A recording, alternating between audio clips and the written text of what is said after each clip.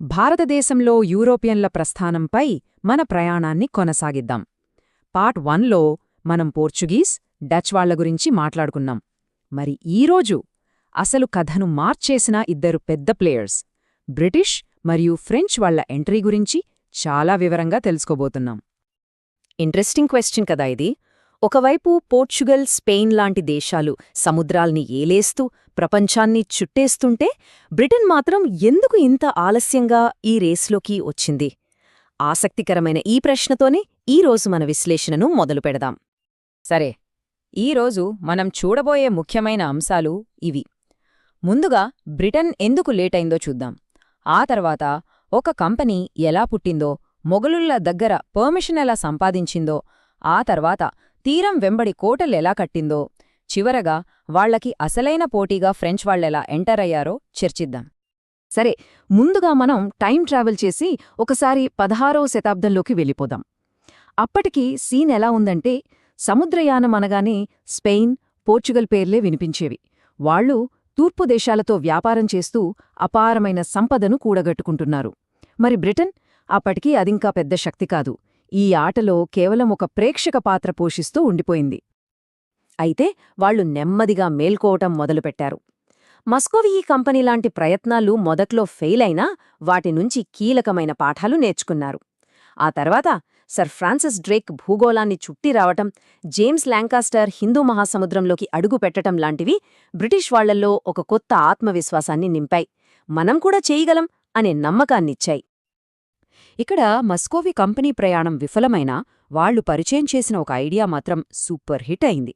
అదే ఈ joint stock company. సింపుల్గా చెప్పాలంటే, ఒక పెద్ద ప్రాజెక్ట్కి ఒక్కరే డబ్బు పెట్టే బదులు చాలామంది చిన్న చిన్న వాటాలుగా పెట్టుబడి పెట్టడం. దీనివల్ల రిస్క్ అందరికీ పంచుకుపోతుంది. ఈ ఐడియానే భవిష్యత్లో ప్రపంచ చరిత్రనే మార్చేసిన ఈస్ట్ ఇండియా కంపెనీకి పునాది అయ్యింది. ఇక్కడే అసలు కథ మొదలవుతుంది. కేవలం వ్యాపారం కోసం మొదలైన ఒక కంపెనీ ఏకంగా ఒక సామ్రాజ్యాన్ని ఎలా కట్టింది? ఆ పుట్టుక వెనక ఉన్న కథేంటో చూద్దాం. ఈ డేట్, ఈ సంవత్సరం బాగా గుర్తుపెట్టుకోండి. 1600 డిసెంబర్ 31.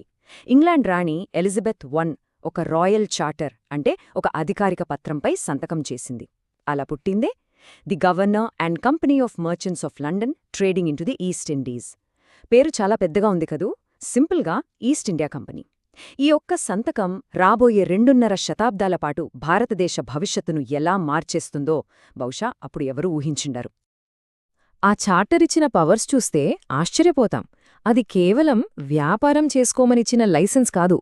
తూర్పు దేశాలతో వ్యాపారంపై పూర్తి మోనోపొలి, అంటే వాళ్లని తప్ప ఇంకెవ్వర్నీ ఆ రూట్లోకి రానివ్వరు. అంతకంటే ముఖ్యంగా ఆ కంపెనీ స్వంతంగా సైన్యాన్ని ఏర్పాటు చేసుకోవచ్చు, చట్టాలు చేసుకోవచ్చు, అవసరమైతే యుద్ధాలు కూడా ప్రకటించవచ్చు. ఆలోచించండి, ఒక ప్రైవేట్ కంపెనీకి ఒక చిన్న ప్రభుత్వం నడిపేంత అధికారాలు ఇచ్చారు. ఒక చరిత్రకారుడన్నట్టు, ఇది కంపెనీ కాదు, కంపెనీ ముసుగులో ఉన్న ఒక రాజ్యం. నిజమే కదా? సొంతంగా డబ్బులు ప్రింట్ చేసుకుంది, కోటలు కట్టుకుంది, స్థానిక రాజులతో ఒప్పందాలు, యుద్ధాలు చేసింది. మెల్లమెల్లగా వ్యాపారానికి, రాజకీయానికి మధ్య ఉన్న గీత పూర్తిగా చెరిగిపోయింది. అయితే పేపర్ మీద ఇన్ని పవర్స్ ఉన్నా ఇండియాలో కాలు పెట్టడం కంపెనీకి అంత ఈజీ కాలేదు. ఎందుకంటే అప్పటికే మొఘల్ చక్రవర్తుల ఆస్థానంలో పోర్చుగీస్ వాళ్లు బలంగా పాతుకుపోయారు. వాళ్ల ప్రభావాన్ని దాటుకుని లోపలికి వెళ్లడానికి బ్రిటిష్ వాళ్లు చాలానే కష్టపడాల్సొచ్చింది. వాళ్లు వేసిన ప్లాన్ చూడండి. మొదట కెప్టెన్ హాకిన్స్ దౌత్యం ద్వారా ప్రయత్నించాడు. జహంగీర్ని ఇంప్రెస్ చేసినా పోర్చుగీస్ లాబీయింగ్ వల్ల ఫ్యాక్టరీ పర్మిషన్ దొరకలేదు. అప్పుడు బ్రిటిష్ వాళ్లు తమ అసలైన బలాన్ని చూపించారు. అదే వాళ్ల నావికాశక్తి. స్వాలి అనే చోట జరిగిన యుద్ధంలో పోర్చుగీస్ నౌకాదళాన్ని చిత్తుగా ఓడించారు. ఆ విజయంతో మొఘల్లకు బ్రిటిష్ వాళ్ల పవరేంటో అర్థమైంది. ఆ తర్వాత సర్ థామస్ రో రాయబారిగా వెళ్లినప్పుడు వాళ్లకి మంచి గౌరవం దక్కింది, పర్మనెంట్ ట్రేడ్ హక్కులు కూడా లభించాయి. అంటే దౌత్యం, బలం రెండింటినీ వాడారు. ఇక్కడ ఒక చిన్న కన్ఫ్యూషన్ చాలామందికొస్తుంది, సో క్లియర్ చేద్దాం. బ్రిటిష్ వాళ్ళ మొదటి ట్రేడింగ్ పోస్ట్ ఎక్కడా అంటే మసూలీపట్నం 1611లో. కానీ ముఘల్ చక్రవర్తి నుంచి అధికారిక ఫర్మానా అంటే రాయల్ పర్మిషన్తో కట్టిన మొదటి ఫ్యాక్టరీ మాత్రం సూరట్లో 1613లో. ఈ రెండింటి మధ్య తేడా గుర్తుపెట్టుకోండి. భారతదేశంలో ఒక ఫుట్ హోల్డ్ దొరికాక కంపెనీ తన లాంగ్ టర్మ్ ప్లాన్ను అమలు చేయడం మొదలుపెట్టింది. అదే వాళ్ల వ్యాపార కేంద్రాలను కేవలం గోదాములుగా కాకుండా శత్రువుల నుంచి కాపాడుకోగల బలమైన కోటలుగా మార్చడం.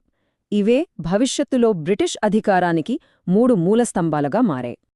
వాళ్ల మొదటి పిల్లర్ మద్రాస్ 1639లో స్థానిక నాయకుడి నుంచి కొంచెం భూమి కొని అక్కడ ఫోర్ట్ సెయింట్ జార్జ్ అనే ఒక కోటను కట్టారు. ఆ కోట చుట్టూ పెరిగిన నగరమే నేటి మన చెన్నై. ఇది వాళ్లకు తూర్పు తీరంలో హెడ్ క్వార్టర్స్ అయింది. ఇక రెండో పిల్లర్ బొంబాయి. దీని కథైతే మరీ విచిత్రం. దీన్ని బ్రిటిష్ వాళ్ళు యుద్ధంలో గెలవలేదు, కట్నంగా పొందారు. అవును, ఇంగ్లండ్ రాజుకు పోర్చుగల్ రాకుమారినిచ్చి పెళ్లి చేసినప్పుడు కట్నంగా బొంబాయినిచ్చారు. ఆ రాజు దాన్ని సంవత్సరానికి కేవలం 10 పౌండ్ల అద్దెకు ఈస్ట్ ఇండియా కంపెనీకి లీజ్కిచ్చేశారు. కంపెనీ దాన్ని పశ్చిమ తీరంలో ఒక పెద్ద పోర్టుగా వాళ్ల హెడ్ క్వార్టర్స్గా మార్చేసింది. ఇక మూడోది అన్నిటికంటే ముఖ్యమైనది కల్కత్తా. సుతనుటి, కాళికట, గోవిందపూర్ అనే 3 చిన్న గ్రామాలను కొని వాటి జమీందారీ హక్కులు తీసుకుని వాటన్నిటినీ కలిపి ఒక పెద్ద నగరాన్ని నిర్మించారు. అక్కడ ఫోర్ట్ విలియం అనే చాలా బలమైన కోటను కట్టారు. ఇదే భవిష్యత్తులో బ్రిటిష్ ఇండియా మొత్తానికే రాజధాని అయ్యింది. ఇప్పటిదాకా కంపెనీ ఒక్కో ఇటుక పేర్చుకుంటూ ఒక గోడ కట్టింది. కాని ఇప్పుడు వాళ్ల ఎదుగుదలలో ఒక జాయింట్ లీప్. ఒకే ఒక్క డాక్యుమెంట్, ఒకే ఒక్క ఫర్మానా వాళ్ల దశనే మార్చేసింది. 1717లో మొఘల్ చక్రవర్తి ఫరూక్ సియార్ జారీ చేసిన ఈ ఫర్మానా ఒక నిజమైన గేమ్ చేంజర్. దీన్ని కంపెనీ మ్యాగ్నా కార్టా అని కూడా అంటారు. ఎందుకంటే కేవలం సంవత్సరానికి 3000 రూపాయలు చెల్లిస్తే చాలు, బెంగాల్ ప్రావిన్స్ మొత్తం ఎలాంటి సుంకం అంటే ట్యాక్స్ లేకుండా వ్యాపారం చేసుకోవచ్చు. ఇది వాళ్లకి ఎంత పెద్ద ఆర్థిక ప్రయోజనాన్నిచ్చిందంటే మిగతా వ్యాపారులెవరూ వాళ్లతో పోటీ పడలేకపోయారు. ఈ ఆర్థిక శక్తే భవిష్యత్తులో రాజకీయ శక్తిగా మారింది. బ్రిటిష్ వాళ్లు మెల్లమెల్లగా భారతదేశంలో తమ పట్టును బిగిస్తున్న సమయంలోనే కథలోకి చివరి యూరోపియన్ శక్తి, వాళ్లకు అసలైన ప్రత్యర్థి ఎంట్రీ ఇచ్చింది. ఇక భారతదేశ ఆధిపత్యం కోసం జరగబోయే చివరి అతిపెద్ద పోరాటానికి రంగం సిద్ధమైంది. ఈ టేబుల్ చూడండి. ఇంగ్లీష్, ఫ్రెంచ్ కంపెనీల మధ్య తేడాలు స్పష్టంగా కనిపిస్తాయి. కాని అన్నిటికంటే ఒకే ఒక్క ముఖ్యమైన తేడా ఉంది. అదే వాళ్ల పాలన. ఇంగ్లీష్ కంపెనీ అనేది ఒక ప్రైవేట్ సంస్థ. వాళ్ళకి లాభాలే ముఖ్యం. అందుకే నిర్ణయాలు చాలా వేగంగా, స్వతంత్రంగా తీసుకునేవారు. కానీ ఫ్రెంచ్ కంపెనీ పూర్తిగా ప్రభుత్వ కంట్రోల్లో ఉండేది. అది ఒక గవర్నమెంట్ ఆఫీస్ లాంటిది. ప్రతి చిన్న విషయానికి ప్యారిస్ నుంచి పర్మిషన్ రావాలి. చాలా నెమ్మదిగా ఉండేది. ఈ ఒక్క వ్యత్యాసమే రాబోయే యుద్ధాల్లో వాళ్ల భవిష్యత్తును నిర్ణయించింది. సరే, ఒకసారి క్విక్ రీక్యాప్ చేసుకుందాం. ఇవి మనం ఈరోజు చర్చించుకున్న వాటిలో అత్యంత ముఖ్యమైన పాయింట్స్. ఎగ్జామ్స్కి కూడా చాలా ఉపయోగపడతాయి. స్వాలీ యుద్ధం, సర్ థామస్ రో, బొంబాయి కట్నంగా రావడం, కలకత్తా నిర్మాణం, ఫరూక్ సియార్ ఫర్మానా, ఇంకా ఫ్రెంచ్ కంపెనీ ప్రభుత్వ ఆధీనంలో ఉండటం, ఇవన్నీ తప్పకుండా గుర్తుపెట్టుకోవాలి. సో, ఇప్పుడు భారతదేశం అనే చదరంగంలో 2 బలమైన ఆటగాళ్లు మిగిలారు. బ్రిటిష్ వారు, ఫ్రెంచ్ వారు. ఇద్దరి కళ్ళు ఒకే బహుమతి మీద ఉన్నాయి. అదే భారతదేశం. మరి వీరిద్దరి మధ్య జరగబోయే పోరులో ఎవరు గెలుస్తారు? ఆ కర్ణాటక యుద్ధాల గురించి మన తర్వాటి భాగంలో వివరంగా తెలుసుకుందాం. అప్పటివరకు ఆలోచిస్తూ ఉండండి.